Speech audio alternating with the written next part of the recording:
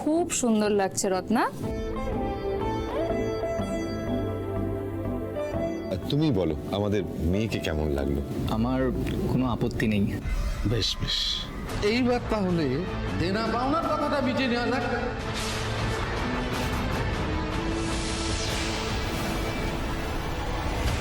না না, আমাদের কোনো চাহিদা নেই। না না, আমরা মেয়েকে এক কাপড়েই নিয়ে যেতে চাই। কিন্তু আপনারা চাইলে তো আমরা পাঠাতে পারি না। কি রে সোম, বল কিছু। হ্যাঁ, বলুন না, বলুন না আপনারা কি চান, বলুন। দেখুন, এই হাতের কানের গলার নিয়ে তো আর আলাদা করে বলার কিছু নেই। ওগুলো আপনারা দেবেন আমরা জানি। ওই সব মিলিয়ে 10 ভরি মতন করে দেবেন।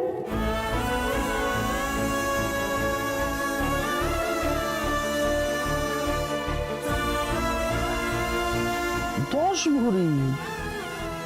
10 ভরি? কি যে বলেন, এবারই সব থেকে বড় মেয়ে আমাদের আদরের, ওটা 25 ভরি করে দেন।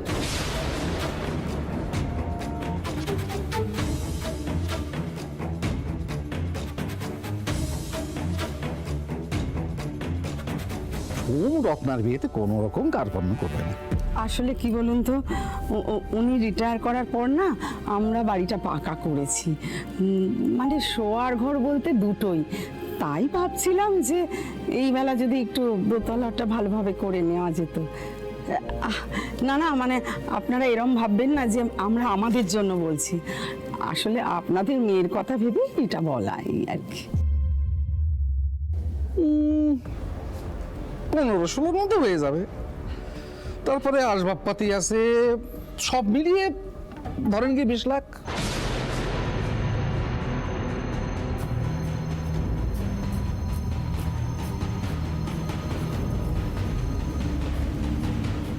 কিন্তু আপনাদের সাথে তো আগে এসব কথা হয়নি তো, সব কথা বিয়ের আগে হয় না, ও পাকা কথার সময়ই হয়। তাহলে ওই কথা রইল, 25 ভরি গয়না আর 20 লাখ নগদ।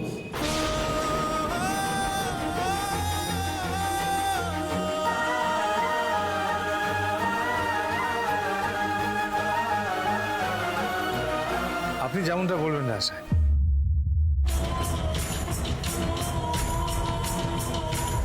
আসুন আসুন।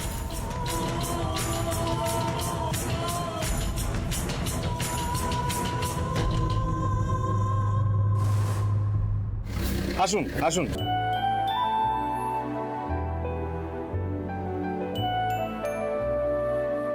তোর কি মাথা খারাপ হয়ে গেছে নাকি? হ্যাঁ, কেন বাবা?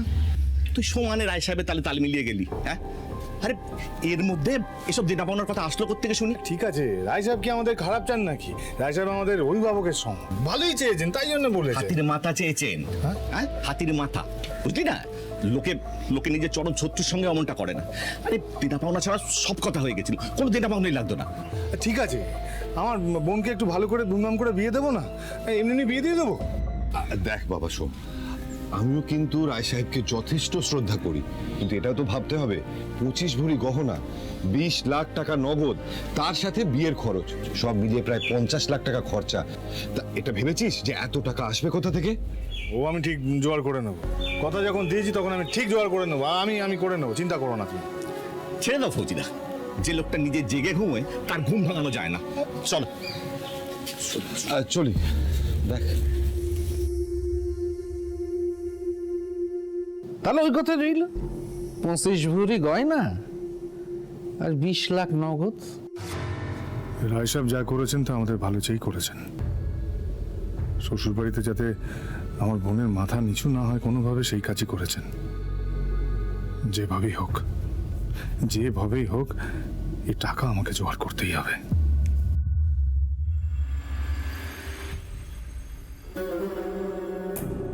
খেলবে নাকি? কেন এমন করলে বাবা? চলো বসো, একদম হয়ে যাক। আমি এখানে খেলতে আসিনি। সোম এতগুলো টাকা কোথা থেকে জোগাড় করবে তুমি একটাবারের জন্য ভাবলে না? আমার চাল আমি দিয়ে ফেলেছি, এখন সোম কিভাবে সোমের চাল দেবে সে সোম ভাববে। তো বলেন সোম আমাদের আপনজন, ওর সঙ্গে কি এটা করা খুব প্রয়োজন ছিল? কোনটা প্রয়োজনীয় কোনটা অপ্রয়োজনীয় আমি তোমার কাছ থেকে শিখবো না, একদম শিখবো না। আর আপনজন বাড়ি পরশু বাড়ি আপনজন হয়, সে কখনো আত্মীয় হয়ে ওঠে না। সোম যদি মনে করে পার্বতীর বিয়ের আগে সে রত্নার বিয়ে দিয়ে কিস্তিমাত করবে, আমি আর শেষ দিকে ছাড়বো।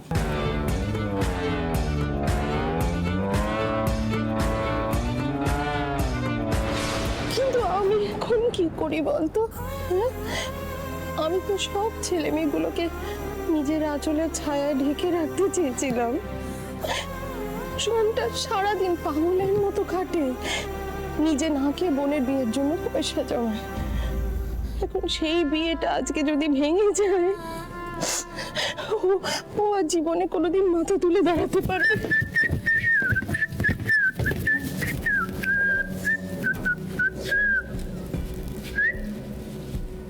কি বাবা, সবার মুখ এরকম থমথমে কেন? হ্যাঁ, কি হয়েছে? ও, রত্নার বিয়েটা বুঝি কেসে গেছে। খেচে যাবে কেন রে? রত্নাকে ওদের যথেষ্ট পছন্দ হয়েছে। ছেলেটাও অত্যন্ত ভালো, শিক্ষিত, ভদ্র একটা ছেলে, স্কুলে পড়ায়। আমাদেরই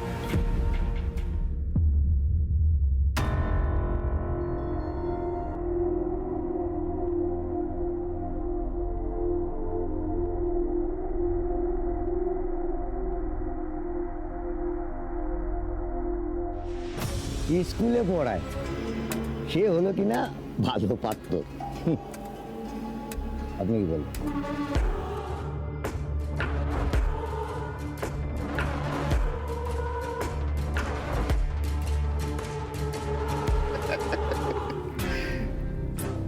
রত্না আমার,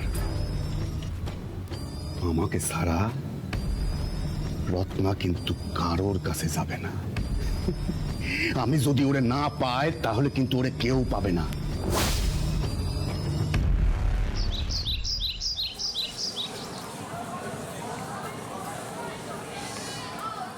রত্না,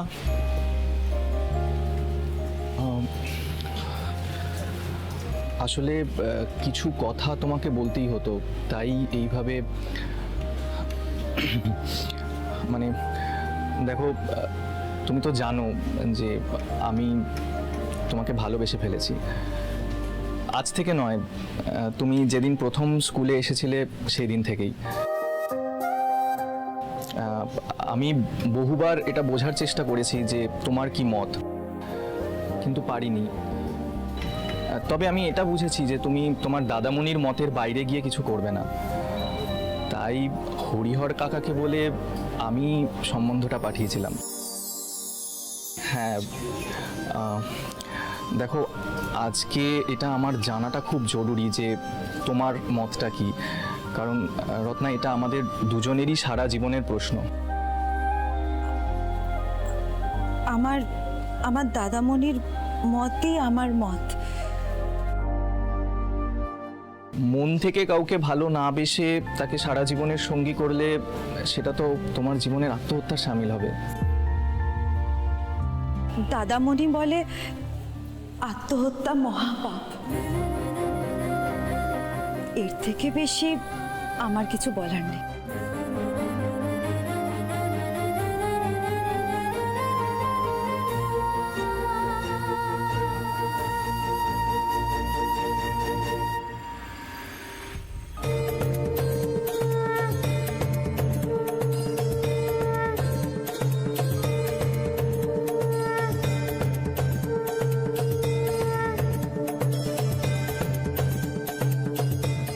মাগো, মা, তুমি আমাদের সব দিয়েছো, তোমার কাছে চাইবার আমার কিচ্ছু নেই, কিন্তু যে ক্ষমতা তুমি আমার দিয়েছো সেই ক্ষমতা ধরে রাখার শক্তিটুকু আমার দিও মা, শক্তিটুকু দিও।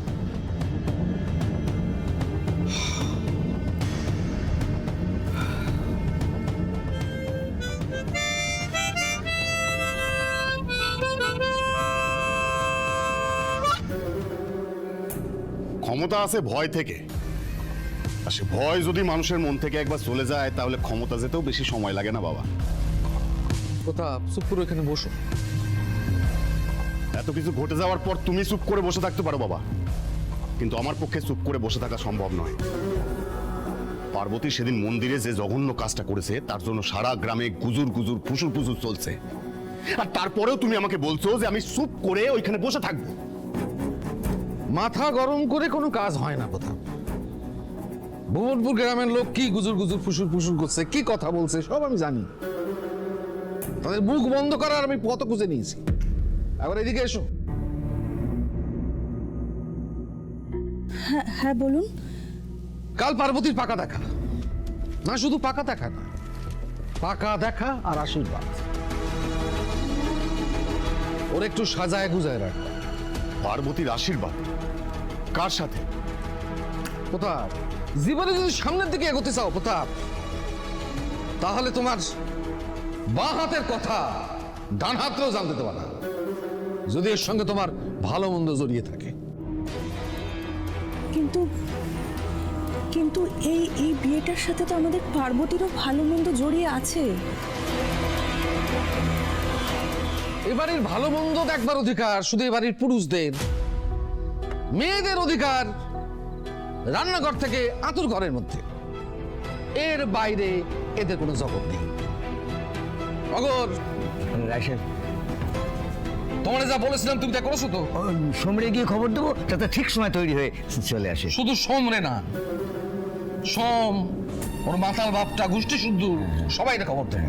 যাও, আমি তাহলে এখন আসি। যাও। রাইসাহেব, সোমের পরিবার, এমনকি ওর মাতাল বাপ। বাবা তুমি কি চাইছো বলো তো? প্রতাপ, ঠিক সময় সবটা জানতে পারবা, অবশ্যই জানতে পারবা।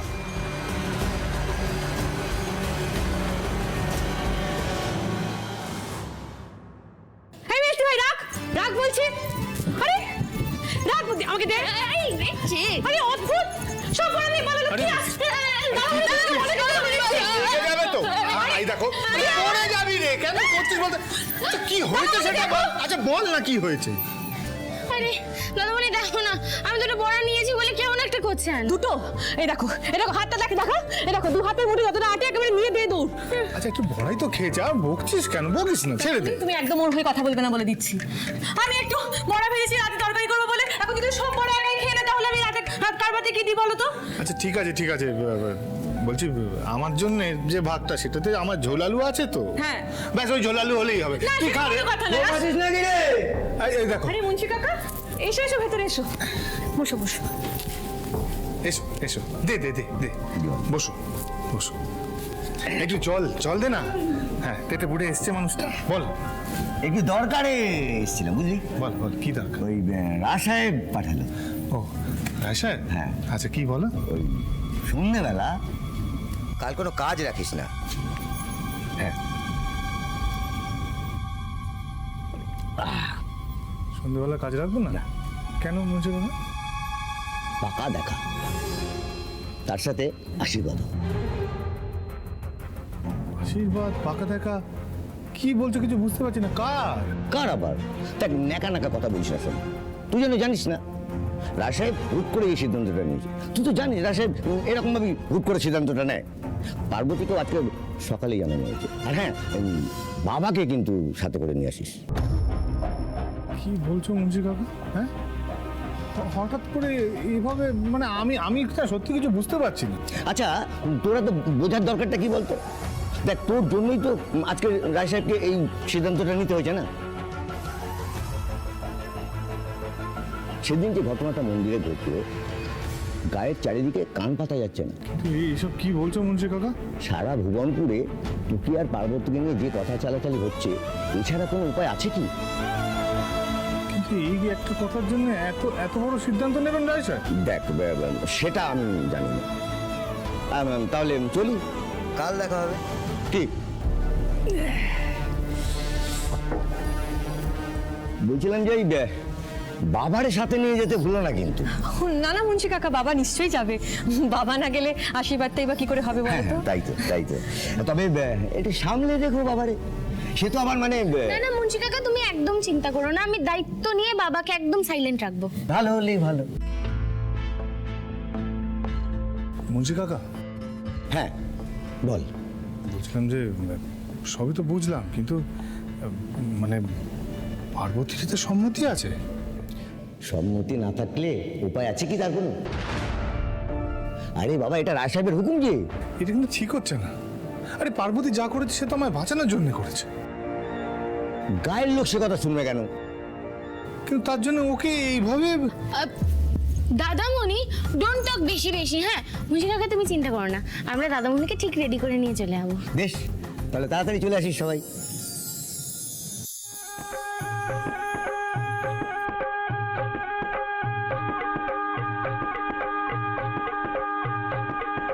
গায়ে হলুদ শুভ দৃষ্টি মালা বদল হবে, সয়নাদেরী ফুল সজ্জে পালা বদল কবে। আহা কি লজ্জা, মুড়ি মুড়ি কি লজ্জা, মানে না মন দেরি যে আর সয় না, কবে যে সাজবে কোণে পড়বে বিয়ের গয়না, মানে না মন দেরি যে আর সয় না, কবে যে সাজবে কোণে পড়বে বিয়ের গয়না। প্রজাপতি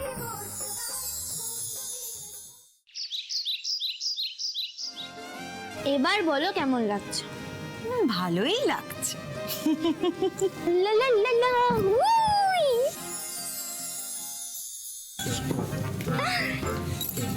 কি কেমন লাগছে আমাকে? আজকে কিন্তু আমাদের গোলু সোনাকে খুব মিষ্টি লাগছে। একটু ভালো করে দেখি তোকে। এই গোলু, এটা তো সেই জামাটা না, মানে নতুন যে জামাটা যেটা তুলে রেখেছিলি। হ্যাঁ, আজকে একটু ব্রেক করলাম। কি করলি? আরে ব্রেক করলাম মানে ভাঙলাম। আজকে ব্রেক করব না তো কখন ব্রেক করব? কিরে, তোদের হলো? হ্যাঁ, আমরা তো রেডি। তুই কখন রেডি হবি? আমি আবার নতুন করে কি রেডি হব? চল। ও মা দেখ, এই আজকে আমাদের দাদামণির পাকা দেখা, তার সাথে হলো আশীর্বাদ। তুই এভাবে যাবি? আচ্ছা, আমরা কি পরের বাড়ি যাচ্ছি? হ্যাঁ, যাচ্ছি তো নিজের বৌদির বাড়ি। চল। না রে, তোকে আমরা যেভাবে রেডি করব তুই সেভাবে যাবি। দাঁড়া এখানে চুপটি করে। আরে বর্ধ ভাই শোন। চুপ। কি বার করছিস আবার? আরে এটা ভাঙার কোনো দরকার আছে এখন? এই দেখ দেখ দেখ, এটা দে। হ্যাঁ হ্যাঁ, এটা তাড়াতাড়ি পরে আয়, যা। যাও পরে এসো।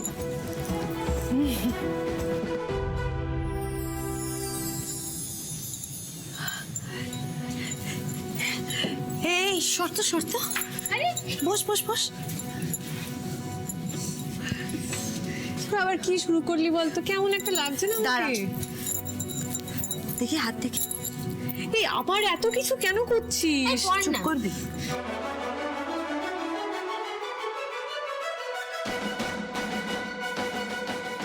এই বর্দি ভাই, কেমন একটা লাগছে বল আমায়। খুব সুন্দর লাগছে। এই মানেটা কি? আমার থেকেও ভালো লাগছে। না রে, তোর চেয়েও ভালো লাগছে। দাদামণি, এই গরু। দাদামণি, আজকে তুমিই বলো, আমাকে বেশি সুন্দর লাগছে না রানীকে বেশি সুন্দর লাগছে? দাদামণি এটাই বলবে যে সবথেকে বেশি সুন্দর আমাকেই লাগে। না, আমাকে না, আমাকে। আচ্ছা ঠিক আছে বাপ। আচ্ছা দেখতে দে। কি মিষ্টি লাগছে সবাইকে, হ্যাঁ? কত সুন্দর লাগছে, খুব ভালো লাগছে, খুব ভালো। দাঁড়া 1 মিনিট দাঁড়া।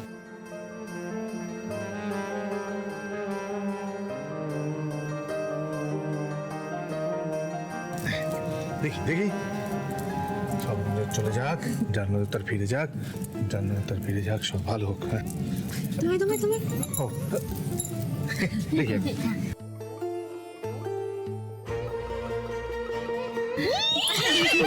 আচ্ছা ঠিক আছে।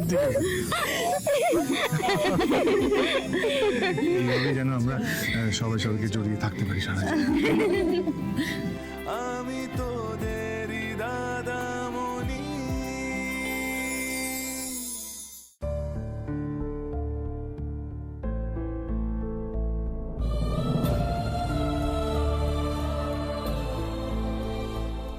দাদামণি, কি হয়েছে বলো তো তোমার?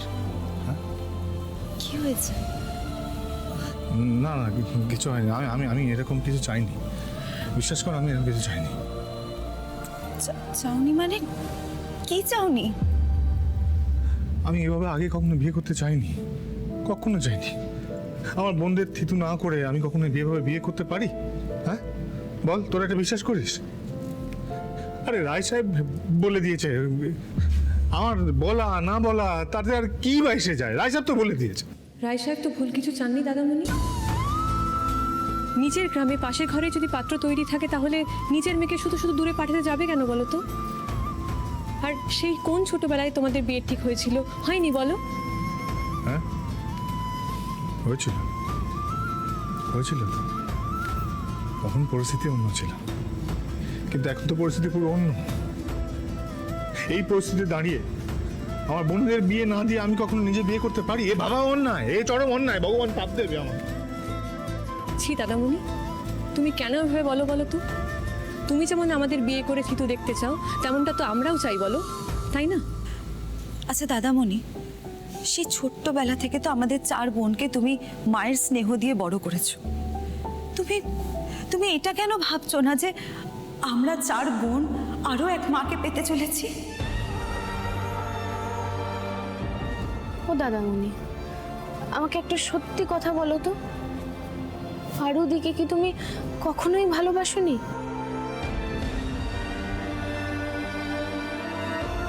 লুকিও না আমার কাছ থেকে, বলো দাদামণি। আমাদের জন্য যদি তুমি নিজের ভালোবাসাকে বলি দিতে চাও, তার থেকে বেশি কষ্টের কিন্তু আমাদের কাছে কিচ্ছু হতে পারে না। তোমার মনে সামান্য আঘাত লাগলেও সেটা আমাদের বুকে শেল হয়ে বাজে, সেটা কি তুমি বুঝতে পারো না?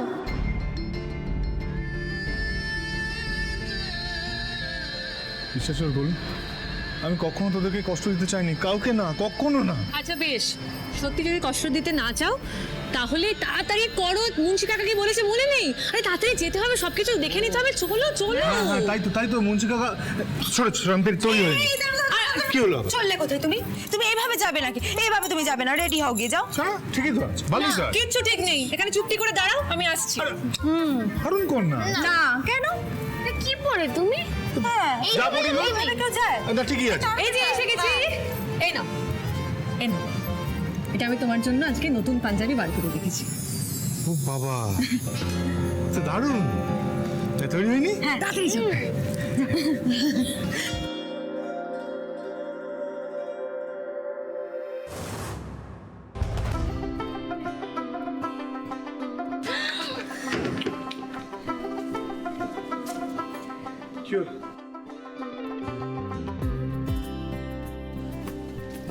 বাজে লাগছে না? বাজে লাগছে আমার? না না দাদামণি, তোমাকে না একেবারে দেবদূতের মতো লাগছে। দেখাচ্ছি। তাহলে আর কি, চল। দাঁড়াও, এবার শুধু একটা টাচআপের ব্যাপার আছে। তুমি ওই রামধনু জলধোয়া আকাশে, আমি পথেরই ধুলো। তোমারই জন্যে স্বপ্নের রাজকন্যে বেঁধেছি বাসা মনের জানলায়। তোমারই জন্যে স্বপ্নের রাজকন্যে বেঁধেছি বাসা মনে অবেলায়। তুমি যে আমার প্রাণের পার্বতী, তোমার আলোয় ফুটবে মুখে সুমেরি জ্যোতি। তুমি আমার চাঁদ গো